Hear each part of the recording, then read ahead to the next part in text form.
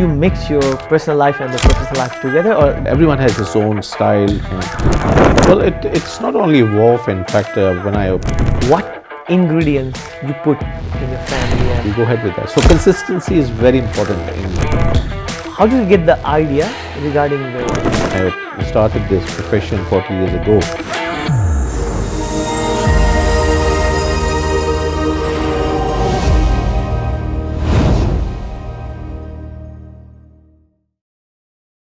First of all, thank you so much for having us here, and it's my pleasure to be here. Like, it's like a dream, to sit beside you and just talk about, your journey and everything. So, what ingredients you put in your family, and everyone is so, the energetic, and everyone is in the hospitality industry. First of all, thank you very much for coming. And what ingredients do I put? I just leave them alone. I have given them good education, both the boys, along with my wife, and basically trusted them. And they listened to us, and today the one is right and one is left. They're my backbone of my company, and they look after me now. Yeah, I feel so I feel so lucky, and thanks to Chef Barun as well as like I start my journey from the Manjit actually. Yes, and very, very thankful to the Deep as well, regarding the photo and the video. Yep. I'm here, Yep. so that connects us. So beside that, talking about the Manjit at the Wharf, one of the very famous restaurant in India and one of the very fine dining restaurant in in Australia, in Sydney. So lots of celebrities, they adore the Manjit's restaurant. What's the reason behind it, like? Well, it's not only WOF. In fact, when I started this profession 40 years ago, I opened a small restaurant in Ports Point.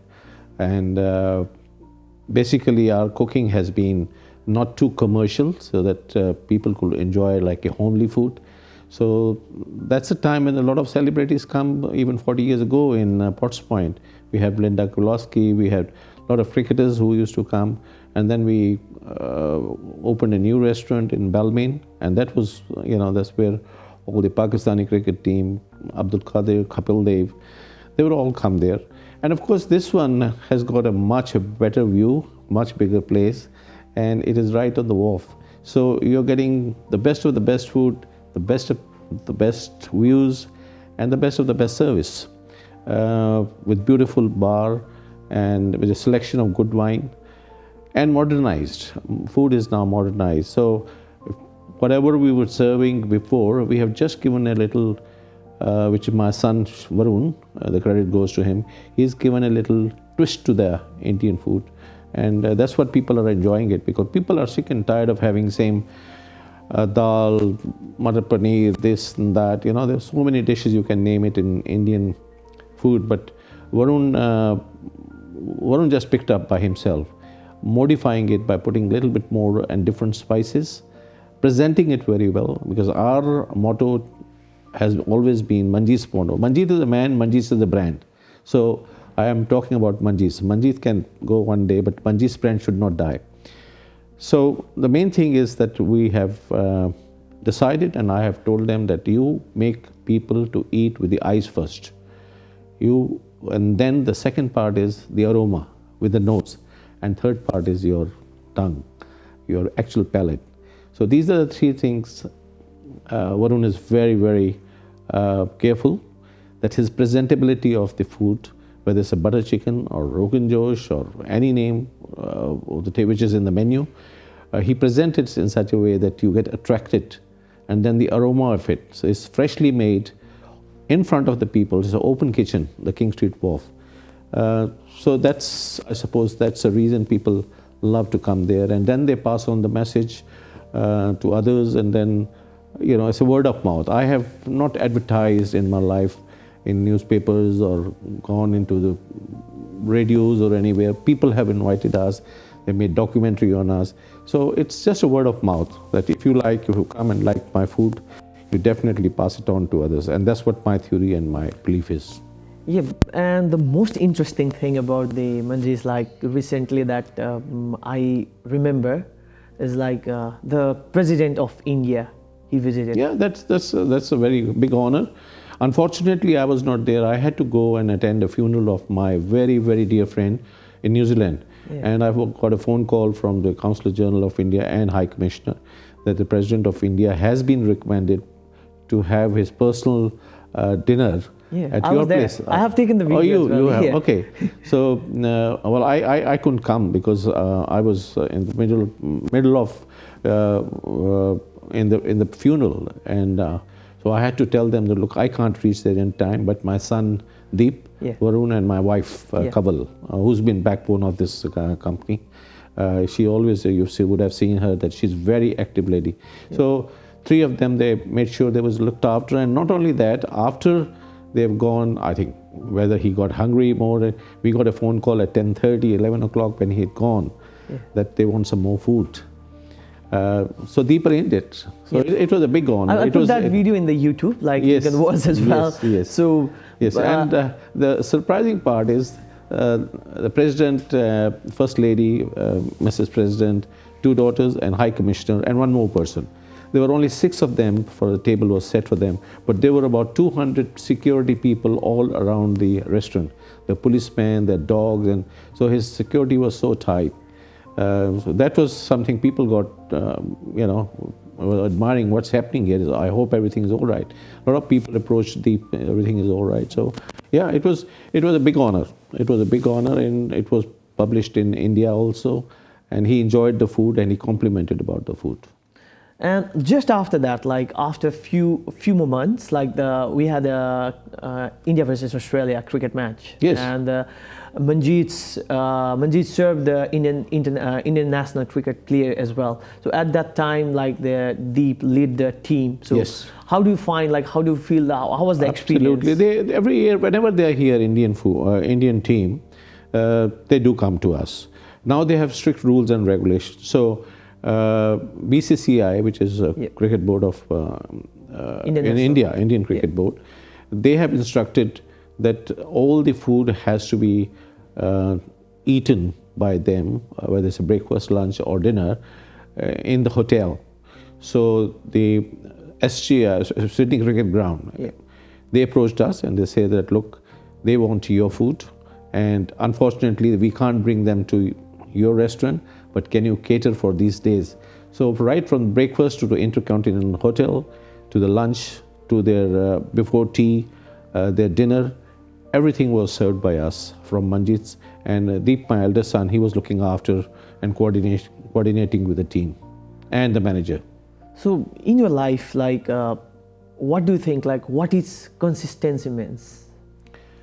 Consistency makes anyone fortunate. It's not my life. I believe in that. One should be consistent anyway. That's one part of it. The second part is that don't lose your head. Third thing is keep concentrating what you're doing it. That's very important. And be kind to everyone. That's most important part, that unless you're kind to someone, you're not going to get help and success in this world. So that's very important. I suppose I've not tried to. If I've done something, I must have repented. But your concentration on your work is very important. And whatever you do with passion. Forget that it's your profession. Keep passion in the front, and then profession comes later. Yeah, that's nice. And regarding the food, I have been to Manjit so many times with my friends as well as my families. Even I recommend so many people, and they said, and whenever I go, I taste the same food and the same taste, So how did you manage that one? Consistency is the main key of hospitality and food industry. It's been 40 years I have been doing this. Now, first thing is we made the chefs come, chef go. But the recipe never changes because I'm there, Varun is there now. Varun has taken over. This is inherited from my mother. She used to cook like this. So no matter whether chef comes from a 5-star hotel, if he wants to present something new, we accept it. But the traditional recipes, what we have in the menu for the last 40 years, their tastes have not changed. There are people who come to us after 10 years, 12 years, they've gone to America or Canada, and they just come and ask us that, look, we want to have one curry which has got a pink color and it's got a cashew on top of it, and give a garnishing. Even to that extent that our garnishing, what we used to do it 20 years ago or 25 years ago, it is the same. So they tell us that describe us that this is the food we wanted, and we understand it's butter chicken or it's Rogan Josh. And probably they have forgotten the name, but we have not, because the way they have described to us, we go ahead with that. So consistency is very important in the food industry. The moment one time you go, you taste and you like it, second time you go, the taste is different. And it happens, sometime it happens, but that's sometime the new chef comes in, the old one goes, everyone has his own style. But I keep an eye on that, even at this age, going to be 71 now. I make sure that the ingredients are put in a right way, in a right quantity, and the final taste is as per when I taste it, or now Varun takes it. So that's the key of this success. Besides that, so it's another interesting fact is like the butter chicken is invented by your ancestor. Yes, you can say that relatives, I would say ancestors, yes. This is 1950s, butter chicken was invented by my, you can call it grand uncle, Gujral. His name was Kundan Lal Gujral, and we are Gujrals. So my father used to say that we are interlinked with each other. That was the invention of butter chicken in Daryaganj in Delhi. And then he improved it also. It used to be on the bone. But after that, there is a story behind it that there was one English person who went there and he wanted a very mild curry, and the chef just put some tomatoes and some chicken and some cream and just offered him, and he liked it and he called it butter chicken.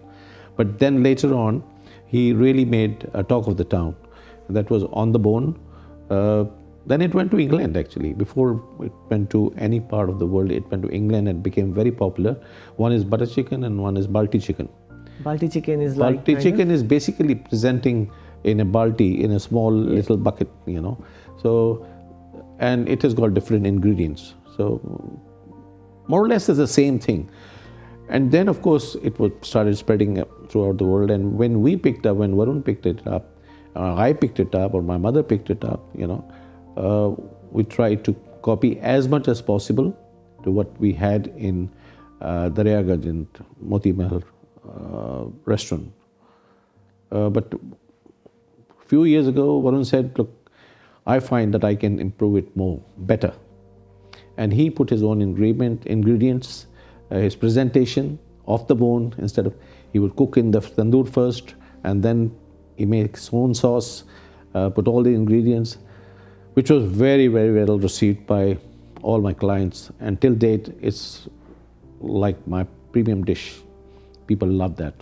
Yeah, it's pretty much But it good, is yeah. originally, coming back to your question, is that the originality comes from where it is originated is from a gentleman called Kundan Lal Gujral, who happened to be a relative.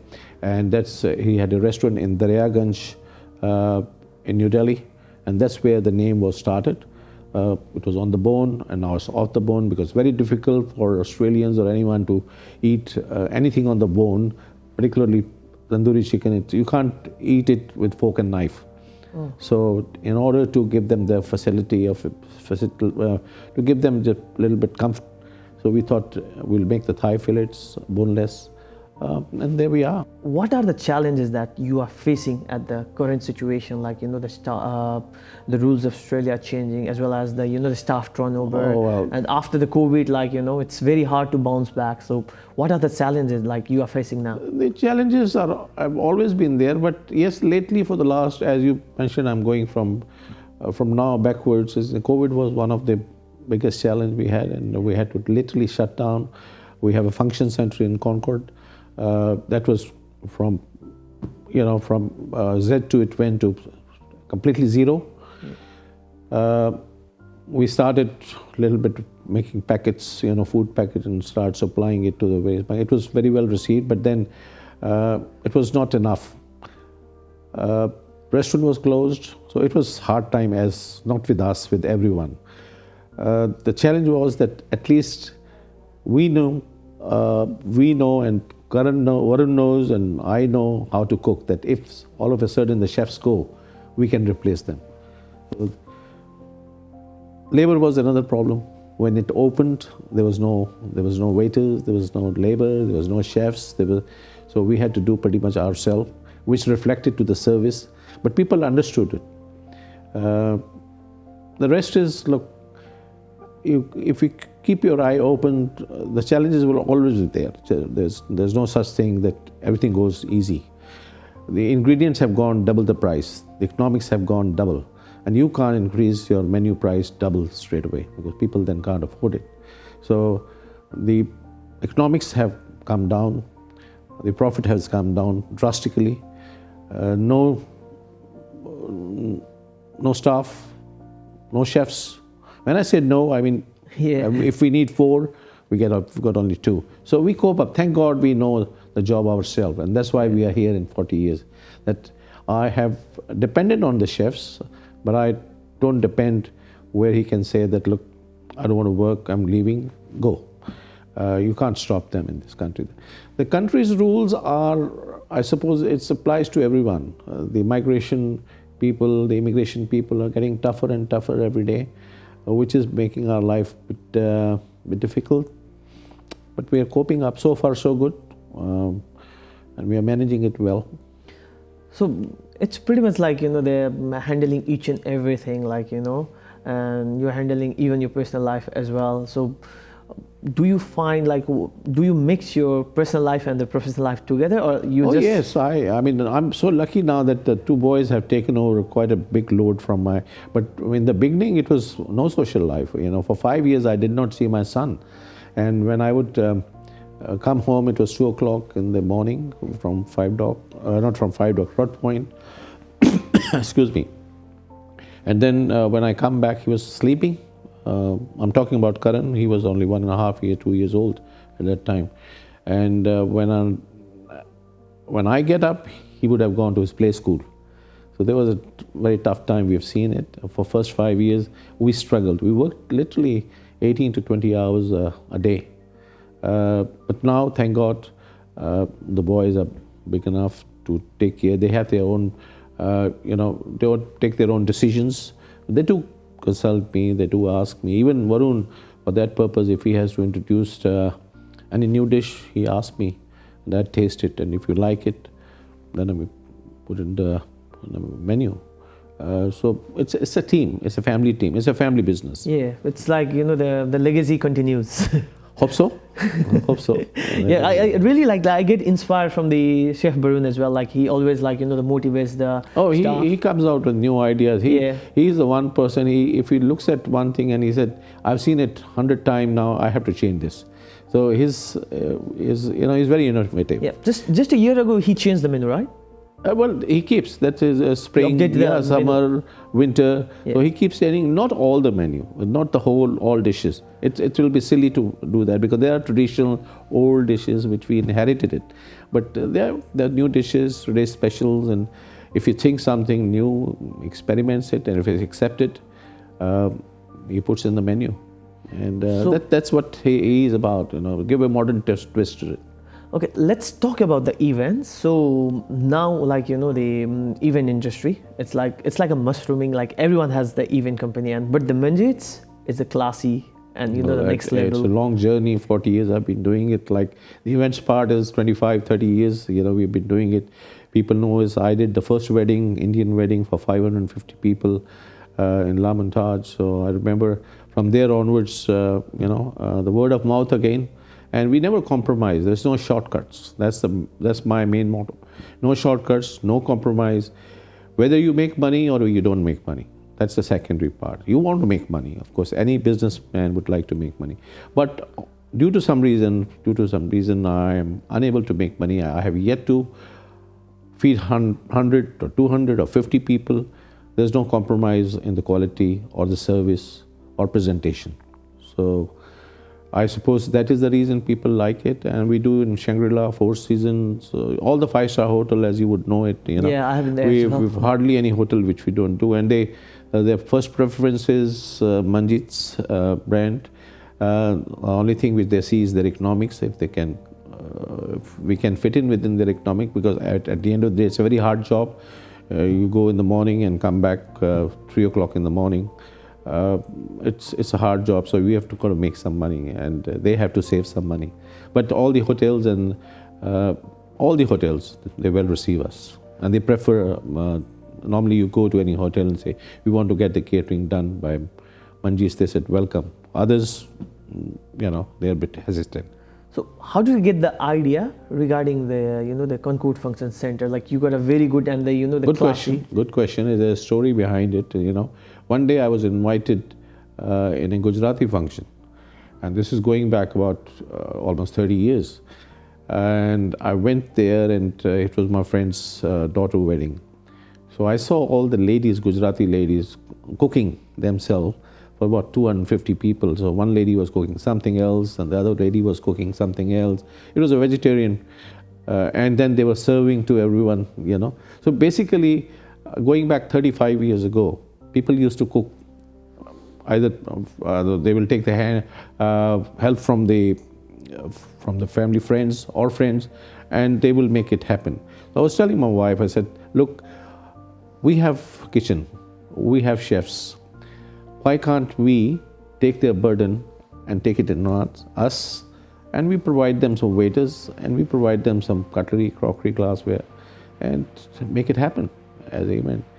And I remember having done the first wedding. I said, Gujarati wedding, 550 people, grand style. I said, the first 10 events, the first 10 weddings, you can call it, I didn't make money, but my objective was to make the name. So that's how it started, and people then started approaching us one after the other, and then all the children now they are grown up, they're doctors, and I did their weddings, thousands of weddings. So that's what it started, looking at someone working for themselves for a wedding, and they could enjoy themselves. Their concentration was to look after so we took over all the load from their burden on their shoulders.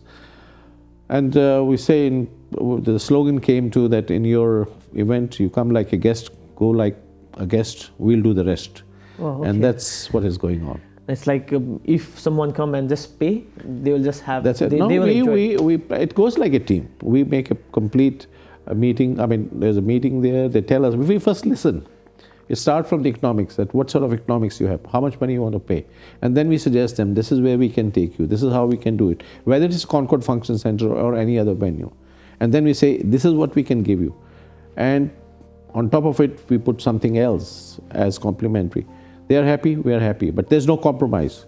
Once we are committed, we don't say that, look, we set something else and we're going to do something else. It's not going to happen. So usually in this age also, you are so energized, like what's the main, again I'm asking, like what's the main recipe you follow to energize yourself? Recipe in terms of like the morning daily routine, My daily routine is very normal. I'm not an exercise man. I don't do any exercise. I get up in the morning. I'm now, for the last two years, I'm taking it very easy.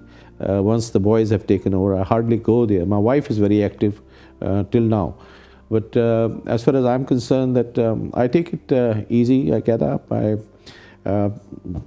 I do the finance part is still looked after by me, so I do the banking and then talk to Varun and Karan and what's going to happen, what have you booked new functions when Concord Function Center is concerned. I visit pretty much every day for a few hours, but I don't interfere too much because too many cooks will spoil the broth. Oh. If I go and tell him do this, I've got full confidence in where they're doing wrong things. I do tell them that they listen, and we rectify and we go further from there. So in future, like what kind of dishes or what kind of new thing Manjit will bring to the dear customer? As far as I'm concerned, this is what both the boys have. We have sit down together. The next project will be to open a factory for packaging what we had. That's so we want to expand in Woolworths, Coles, and many other stores, and we want to pre-pack. That's the next venture we would like to have it. But whether it happens or not, it's too early to announce. I don't want to expand. I don't want to have too many restaurants. It's too difficult to manage it. Varun was telling me the other day that he's seen a very good place opposite to Opera House. And I said, let's manage this one. It's a 250-seater restaurant. Why are we going further when we... I said, a restaurant needs you. You need concentration. You have to make sure you are there. Even if I don't do anything, people see my face and say, Manjit is alive, Manjit is still there. My turban works for me. You know, I'm sitting down, having my drink or whatever, you know, cup of coffee or tea, doing nothing, but people are happy that this is happening. So it's your presence in the restaurant line. So I don't want to expend too much. But any good chance, any good, you know, where we find that there is an opportunity, I'd never go in partnership with anyone. No partnership. It's all four of us. We are partnered with each other. But anywhere we'll find that, look, there is a scope. Why not? We'll take the brand there. But at the moment, we are working on this project of making a packaging, and maybe we'll start with this in a minor way. But then I want to have a factory. So do you think, like, you know, the struggle, you shouldn't stop and you should be unstoppable, and the struggle is important? The day I stop struggle, you won't see me. I won't be here in this world. I cannot stop. I have slowed down, but I cannot stop. My mind is still working. My brain is still working. So that itself keeps me going. I can't slow down. I love meeting people. I love going and talking to them, making new friends and telling them that, look, bring your own friends and then make them friends. So yeah, that will never stop. The day that stops, that means I'm finished. It's been 40 years working in the hospitality industry. In this hospitality, but otherwise I started my career as a marketing. My background, starting background is marketing from pretty much 1969-70. So it's been 55 years now I've been working, day and night. So what is the happiness for you working as a hospitality personality? What is the main meaning of when happiness? I see my customers going happy, that's the happiness. When I see my two boys and my family, they are doing it from the core of their heart, which they are, I'm happy. When I see new people coming and I making them as my friend for future, I'm very happy. So that's what my happiness is about. Money is one part which you need in life. Comfort is one part you need in life. But at the same time, I suppose your satisfaction towards your business and with your family, your contentment is very important. So I'm a very contented person that way. So how about the other stuff, like talking about the happiness, all stuff, like talking about the personal life? So how do you manage the family, like, you know, beside the being a father and the being a husband? So how do you manage that? Like, what will be your... Leave them alone, give them responsibility with authority. Both the boys, you know, I have given them responsibility, but with authority, that, look, here you are, this is what you're supposed to do. You don't have to ask if you have to spend some money, if you have to do something, take your decision, don't come back to me. So when you give anyone in life responsibility with authority, I suppose things never go wrong. So that's what I do with them. So I suppose I've answered your question. So at last, do you have any message to the youngster? Like most of the youngsters, they are influenced by the social media and all the online platforms. Always for the youngsters, first of all, my blessings are with them. Number two, I tell them, do anything in life with motivation. More importantly, whatever job you do it sincerely, honestly, and with passion. Passion is my main thing, that if you don't know anything, if you don't know any job, learn first. If you want to start a restaurant, go to a restaurant, work in a restaurant, learn how to cook, how to handle a restaurant, and then start. And that start with a passion. You will never go wrong. And the rest is, luck, of course, plays a very big role in life. If you work hard, you're always successful. That's my theory. And I've got that. I mean, there have been ups and downs, but look, I'm a happy man. Yeah, thank you so much for your time and, you know, giving us a chance pleasure, to have anytime, you here. Anytime. So, and good luck to all the viewers who, you know, watch your television or show. Good luck, and come back to us. Come to Manjit at the Wall. It'll be a pleasure to see you. Mention this interview, and I'll make sure I look after you. Thank you so much, and we'll come back again season 2 at the Manjit at the Wharf. And thank you for your time. Thank Most you. welcome. Most welcome. Thank you. Thank you very much.